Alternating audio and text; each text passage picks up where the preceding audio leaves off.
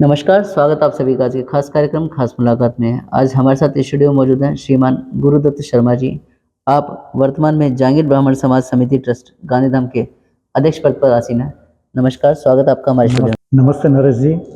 Sir, हम आपके शुरुआती जीवन के बारे में जानना चाहेंगे। नरेश जी, मैं सबसे पहले तो आपके चैनल के माध्यम से आपका बहुत बहुत धन्यवाद मानना चाहूँगा कि आप इतना बड़ा पुरुषार्थ कर रहे हैं और ये खास मुलाकात के माध्यम से और समाज की जो धरोहर है जी, वो आपके चैनल के माध्यम से पूरे भारतवर्ष के अंदर में सभी को इससे अवगत करा रहे हैं, तो ये एक बहुत बड़ा पुरुषार्थ वाला काम है। उसके लिए आप धन्यवाद और साधुवाद के पात्र हैं।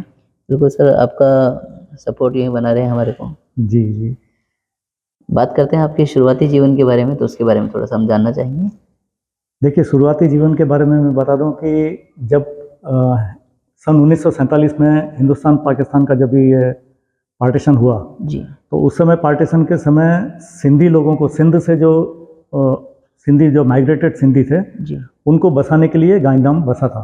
अच्छा, और उस समय इसमें रेलवे स्टेशन भी नहीं बना था। जी, तो पिताजी रेलवे स्टेशन में थे, मेरे पूज्य पिताजी भगवान दत्त जी शर्मा। हम लोग, मैं परिचय आपको पिताजी का दे दूं जी, कि हम लोग मूल जेतूसर के हैं, जो कि रिंगस के बाजू में, आप सीकर डिस्ट्रिक्ट के अंदर में जेतूसर गांव है। अच्छा, उस गांव, वो हमारा मूल गांव है। तो पिताजी वहाँ पर उस समय पर यहाँ पर आए अच्छा, और उस समय गांधीधाम बसने की तैयारी हो रही थी। जी, तो यहाँ पर आकर उन्होंने पहले रेलवे में काम चालू किया।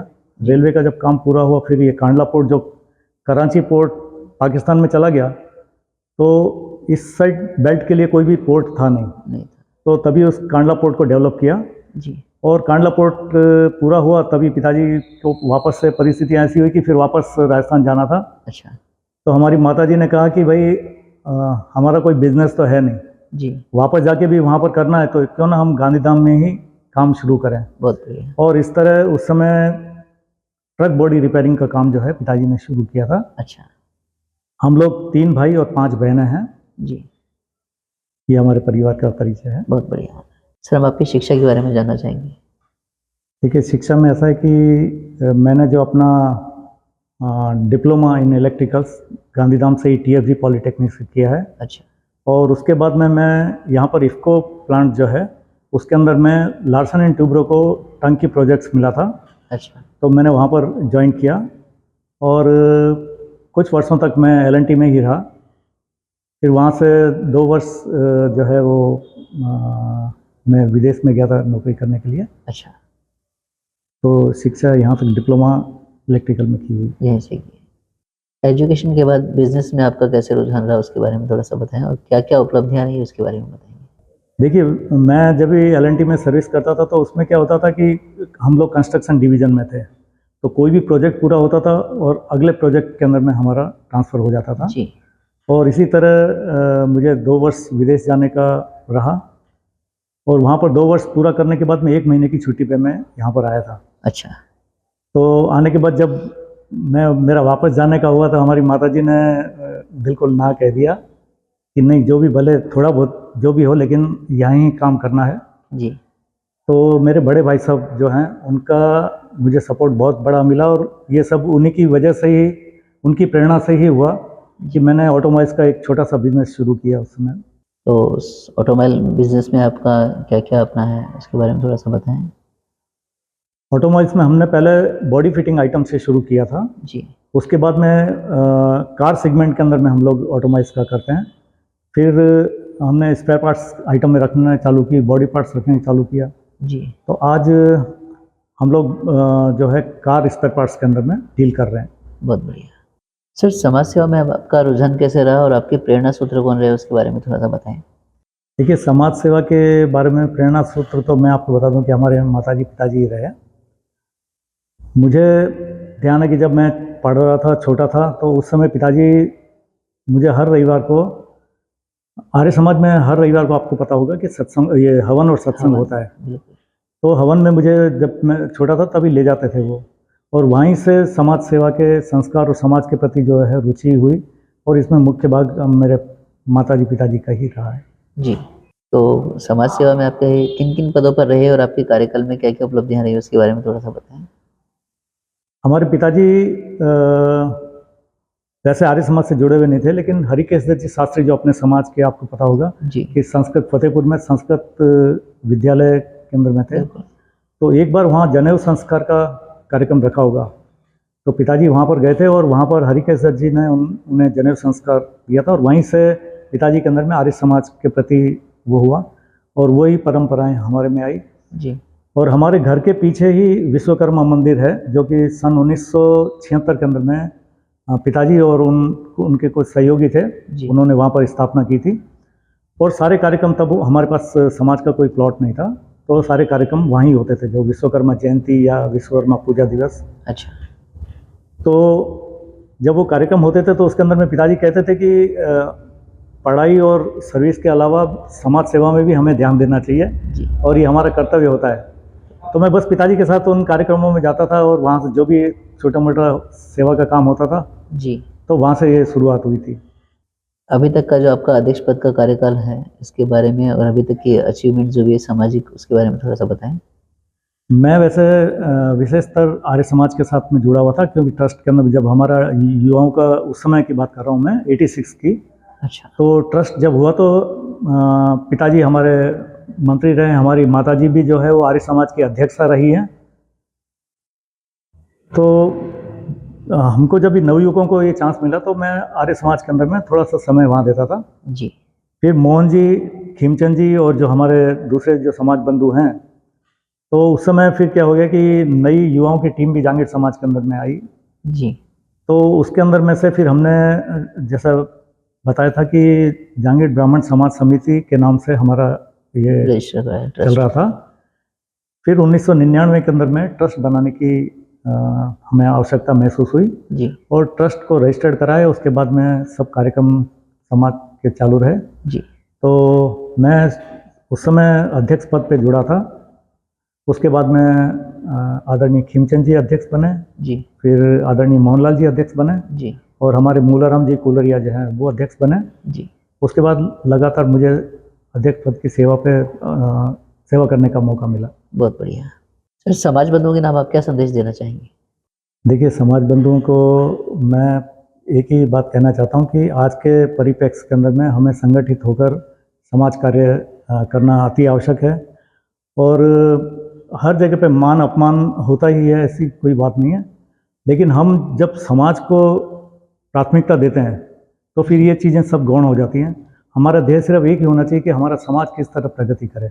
जी और जब हम इस ध्येय को लेकर चलते हैं तो फिर हमारे आपसी मतभेद होंगे ही नहीं इसके अंदर में, क्योंकि हम जब समाज को प्रथम रख रहे हैं, जी आगे रख रहे हैं, तो ये होता नहीं। तो मैं यही कह रहा हूँ कि हमारा समाज तभी आगे बढ़ेगा जबकि हम समाज को पहले रखें और बाकी हमारे जो हैं वो हम सेकेंडरी पे रहें। सब बात आती है समाज सेवा में आपका नाम की, तो समाज के अलावा भी आप काफ़ी जगह एक्टिव हैं, ऐसा सुनने में आया, तो उसके बारे में थोड़ा सा बताएं दर्शकों को। देखिए, मैंने जैसा आपको पहले बताया कि आर्य समाज से जुड़े हुए थे। जी तो आर्य समाज के अंदर मैं शुरू में कार्यकर्ता के से शुरुआत की थी। जी उसके बाद में जब भी हमारा आर्य समाज का ट्रस्ट बना तो उसके अंदर मैं ट्रस्टी के रूप में सेवाएं दी। फिर कोषाध्यक्ष के पद पे मैं रहा। जी उसके बाद मैं उप प्रधान पद पे सेवाएं दी और अभी मैं आर्य समाज के अंदर में महामंत्री के पद पर अपनी सेवाएं दे रहा हूँ। बहुत बढ़िया। और आर्य समाज के अलावा यहाँ पर आर्य समाज के कई प्रकल्प हैं और मैं आपको इतना बता दूं कि आर्य समाज जो है वो एक विश्व की जो आर्य समाज हैं उनके अंदर में गांधीधाम का नाम विशेष तौर आता है। अच्छा हमारे 365 दिन आर्य समाज जो है वो सक्रिय आर्य समाज है। जी यहाँ पर हमारा ऑक्सीजन बैंक चलता है 24 घंटे। फिर उसके बाद में 2 स्कूल चल रही हैं हमारी, दयानंद आर्य विद्यालय। अच्छा एक दयानंद आर्य विद्यालय में 1400 बच्चे पढ़ रहे हैं।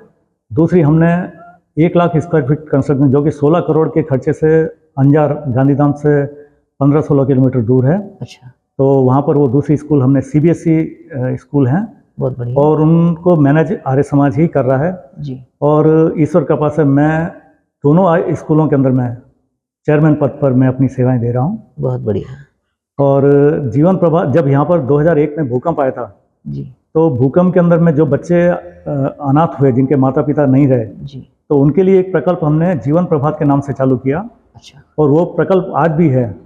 4 एकड़ के अंदर में पड़ा हुआ है, 2 एकड़ में है, और 2 एकड़ में हमने जो बच्चों के लिए प्लेग्राउंड और ये सब जो बनाया हुआ है 2001 से 2001 से लगातार 24 साल जी 23 साल से 24 साल चलता हो आ गए। रहा है। बहुत बढ़िया। और हमारे यहाँ जो भूकंप में जो अनाथ बच्चे हुए, वो निर्मा यूनिवर्सिटी से पढ़ के आज अच्छे अच्छे पदों पर अपनी सेवाएं दे रहे हैं। बहुत बढ़िया। तो वो आर्य समाज के अंदर में चल रहा है, जांगीर समाज में दे ही रहे हैं। तो ओवरऑल समाज के अलावा भी सर्व समाज में अपन भी सभी जी, जी। जगह सेवाएं दे रहे हैं। ये बहुत माता बढ़िया। पिताओं के संस्कार हैं कि उनकी जी, वजह से सेवाएं दे सकते। वो उनके आशीर्वाद से होता है सब। जी। अब बात करते हैं अपने परिवार के बारे में, थोड़ा सा बताएं। परिवार में मेरी 1986 के अंदर में मेरी शादी जो है वो हमारे ससुर जी जो पलसाना के हैं, रिंगस के बाजू में गांव है पलसाना, अच्छा। और वो राउरकेला में उनका टिम्बर का बिजनेस था। अच्छा। जब हमारी शादी हुई तभी वो वहाँ राउरकेला में थे, और मूल निवासी वो पलसाना के हैं। जी। तो उनकी सुपुत्री भारती जी के साथ में मेरा विवाह हुआ। मेरे 2 सुपुत्र हैं जी। और दोनों के विवाह हो चुके हैं। जी। एक का अहमदाबाद नरोड़ा के अंदर में हुआ, दूसरे चित्तौड़गढ़ में हुआ है विवाह। जी। और हमारी दोनों बहुएं हैं, दोनों साक्षात लक्ष्मी हैं। बिल्कुल। और मेरे 3 पोतियां हैं और एक पोता है। बहुत बढ़िया। अंत में एक युवाओं के नाम आप क्या संदेश देना चाहेंगे? देखिए, युवाओं के लिए मैं एक ये बात कहना चाहता हूँ कि जैसा मैंने आपको बताया कि हमारे पिताजी हमको समाज में ले जाते थे, और उसका परिणाम रहा कि आज वो संस्कार मिले और हम लोग समाज सेवा का काम कर रहे हैं। जी। तो मेरा सभी समाज बंधुओं से यही निवेदन है कि आप अपने बेटों को बेटियों को समाज के अंदर में लाएं, उन कार्यक्रमों के अंदर में उन्हें सेवा करने का मतलब संस्कार दें उनके अंदर में। जी। और एक बार जब बच्चे आना चालू होंगे समाज के अंदर में तो अपने आप उनकी रुचि होगी। जी। और और सबसे बड़ी बात है कि समाज सेवा के अंदर में सकारात्मकता जो है, पॉजिटिविटी होनी चाहिए, पॉजिटिव थॉट्स होने चाहिए। बिल्कुल। वो सबसे ज़रूरी है। तो वो रहेगा तो फिर कोई प्रॉब्लम आनी नहीं है समाज के अंदर में, और हमारा समाज प्रगति करेगा। बहुत बढ़िया। बस मैं इतना कहना चाहूँगा कि जो हमारे माता पिता ने जो संस्कार हमें दिए, वो हमारी तीसरी चौथी पीढ़ी के अंदर में भी जो हमारी पोतियाँ हैं छोटी, जी। तो वो सब उनको हमारे परिवार के अंदर में रोज़ संध्या उपासना होती है, डेली सवेरे हवन होता है। जी। और हमारे जितने पोता तो अभी छोटा है, 1 साल का ही है, जी। लेकिन जो पोती है हमारी 3 साल की हैं, दूसरी पोतियाँ हैं, उन सबको जो हवन के मंत्र, संध्या के मंत्र, सारे मंत्र जो हैं कंठस्थ हैं। बिल्कुल। तो ये जो संस्कार हैं, ये सब बचपन से ही हम अगर डालेंगे, हम लोग संस्कारी होंगे तो जी। बच्चों को भी संस्कारी हम लोग कर सकते बिल्कुल। हैं। नरेश जी, आज के परिप्रेक्ष्य में मैं आपको बता दूं कि कई बार मैंने देखा है कि कई लोगों के, हमारे जो पहचान वाले हैं, समाज बंधु हैं, उनके फ़ोन आते हैं कि हमारी बेटी के लिए कोई यदि वर हो या बच्चा हो तो देखना। और उनकी उम्र आप एवरेज देखेंगे तो 25 से 30 साल 32 साल तक की है। जी। उसका मुख्य कारण ये है कि वो एक तो पहली बात तो खुद समाज से नहीं जुड़ते हैं, और जो लोग जुड़े हैं तो वो अपने परिवारों को, अपने बच्चों को समाज में लाते नहीं है, कार्यक्रमों में लाते नहीं है। शादी ब्याह के अंदर में भी आजकल ऐसा हो गया है कि सिर्फ वहाँ पर जाए, मुंह दिखाया जी। और रिसेप्शन में अटेंड किया और वो निकल जाते हैं। जी। तो जब तक समाज बंधु अपने परिवार को समाज के कार्यक्रमों में नहीं लाएंगे, एक दूसरे से मेल जोल नहीं होगा, आपसी जानकारियाँ नहीं होगी, तो उसके अंदर में ये जो शादी ब्याह के जो प्रॉब्लम आती हैं वो सब इसी वजह से आती हैं। और फिर जब नहीं मिलता है तो बच्चे क्या होता है कि अंतर जातीय विवाह करते हैं, वो दूसरे जातियों के अंदर में विवाह करते हैं।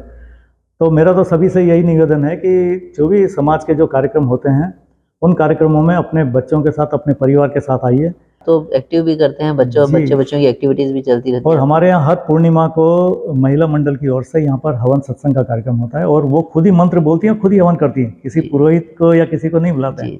बहुत और ये सब तो इसमें पहल करनी चाहिए। सभी समाज बंधुओं से मेरा निवेदन है कि समाज के कार्यक्रमों के अंदर में अपने परिवार के साथ उपस्थित रहें। जी, धन्यवाद। बंधुओं, आज हमने समाज हित में काफ़ी अहम बातें जानी हैं, जिनके लिए आपका बहुत बहुत धन्यवाद। धन्यवाद। मिलते हैं अगले सप्ताह किसी नई हस्ती के साथ। तब तक आप देखते रहें विश्वकर्मा टुडे न्यूज़।